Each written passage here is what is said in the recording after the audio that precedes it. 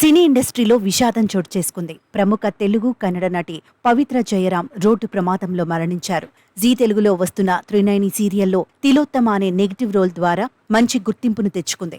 ఈ నటి అంతకుముందు తెలుగులో నిన్నే పెళ్లాడతా, సువర్ణ ప్యాలెస్, కోడళ్లు మీకు జోహార్లు అనే సీరియల్స్లోనూ ప్రతినాయక పాత్రలతో మెప్పించింది. తన నటనతో పాటు అభినయంతో బుల్లితెర ప్రేక్షకులకు ఎంతో దగ్గరైన త్రినయని చనిపోయిందని తెలియడంతో బుల్లితెర ప్రేక్షకులు కన్నీటి పర్యంతమవుతున్నారు. స్వతహాగా కర్ణాటకకు చెందిన ఈ నటి రోబో ఫ్యామిలీ అనే కన్నడ సీరియల్ ద్వారా ఎంట్రీ ఇచ్చింది. ఆ తర్వాత వరుసగా చాలా సీరియల్స్లలో నటించి ఎనలేని గుర్తింపును తెచ్చుకుంది.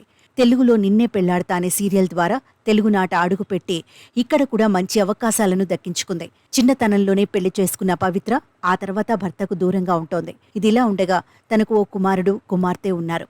అయితే షూటింగ్ నిమిత్తం పవిత్ర ఆదివారం ఉదయం బెంగళూరు నుంచి హైదరాబాద్కు వస్తుండగా కర్నూలు హైవేపై ఈ ప్రమాదం జరిగింది. మహబూబ్ నగర్ జిల్లాలోని సేరిపల్లి గ్రామం వద్ద వనపర్తికి వెళుతున్న బస్సును తన కారు ఢీకొట్టడంతో ఆమె అక్కడికక్కడే మృతి చెందింది. ఆ సమయంలో కారులో ఆమెతో పాటు ఉన్న డ్రైవర్, మరో ఇద్దరికి తీవ్రమైన గాయాలయ్యాయి. దీంతో ఆ విషయాన్ని స్థానికులు గమనించి వెంటనే సమీపంలోని దవాఖానకు తరలించారు.